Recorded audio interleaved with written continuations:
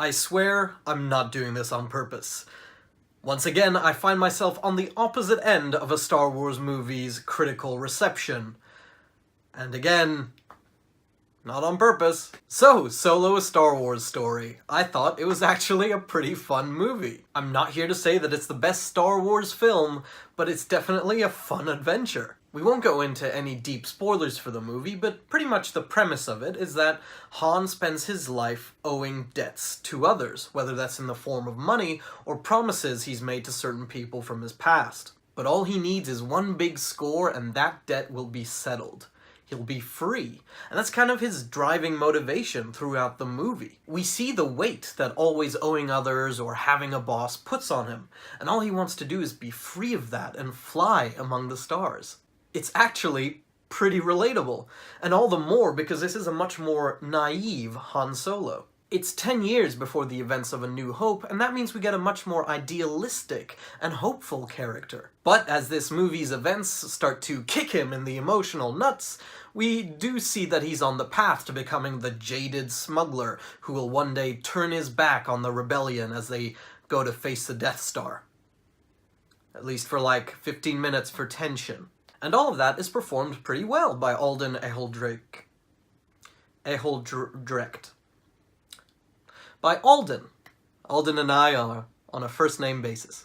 But speaking of strong performances, Donald Glover, that talented, charismatic son of a bro, is as good at Lando Calrissian as you would expect him to be. He gets the mannerisms and even speech pattern of the character so right that there are some scenes where you really think you're watching a young Billy Dee Williams. But beyond just that performance, the character is actually used in the story really well. He's smooth, charismatic, but most importantly, he is out for himself. Throughout the movie, he shows that he will lie, cheat, or steal to get what he wants. He's an outlaw who's in it just for him, and that serves as a template for all the other secondary characters in the film as well. It goes for Woody Harrelson as Beckett, and it goes for Emilia Clarke as Kira, and everybody else on the heist crew. Each of them has interesting personalities, but more importantly, each of them has different loyalties, goals, and objectives that are unique to their characters. That's what truly defines a character, and that's why even though some of these have much less screen time in the movie,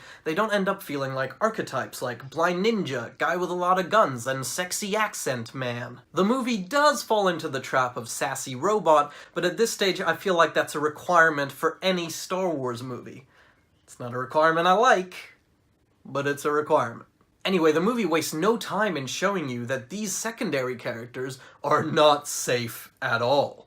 And that's what drives the tension throughout the rest of the movie. It's a clever way of keeping you invested in the action, because even though we as an audience know that Han and Chewie are going to be safe, literally everyone else in the movie could probably die. I believe they call that the Rogue One treatment. And that means that the big 4 or 5 action sequences in the movie aren't just fun because Han is a charismatic, funny character, or that they're filmed competently enough, but because there are actual stakes. The characters could lose someone or something they care about in every scene. Now, I've seen that one of the major criticisms against the movie is its pacing, which is weird because from what I could see, it went character moments, action scene, character moments, action scene, and so on and so forth until the end. So I don't know about everyone else, but to me that is a well-paced action movie. It's not plodding or slow, but it's not a breathless film either. We get all of the Star Wars lasers and big explosions, but we also get quieter or funnier character moments. And that means that we get to know a lot of the secondary characters a lot better than we did in the other spin-off movie, Rogue One. For me, the big downside to this movie was actually just how many references it kept making. Some of them were totally great, like Han meeting Chewie and Lando for the first time. But there's also a whole scene where Han explains why he calls Chewbacca Chewie. I mean, did anyone even question that? And there's a whole bunch more in a very similar vein. It's confounding. No one questioned why Han Solo's last name was Solo, but here the movie feels like it has to explain it, and it explains it in one of the lamest ways it possibly could have. Why couldn't Solo just have been his last name? Who wouldn't have bought that? Anyway, that is the movie's biggest problem by far.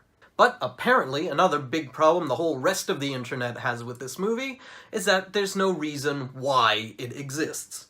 Beyond the obvious and cynical, well, they made it to make money, you big dummies, Since when do adventure movies need a reason to exist? No one has ever watched Indiana Jones and gone, boy, that sure was a fun ride, but I wish he justified his existence.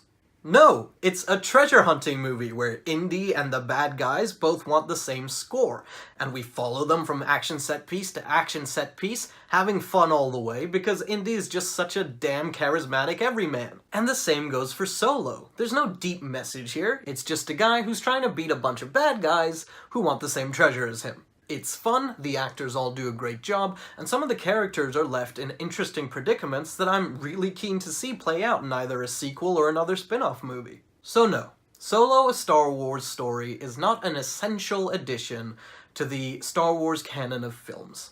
But it was a very good time at the movies, and for me, that's all it needed to be. Just to make sure that I am not totally crazy, we're going to get a second opinion.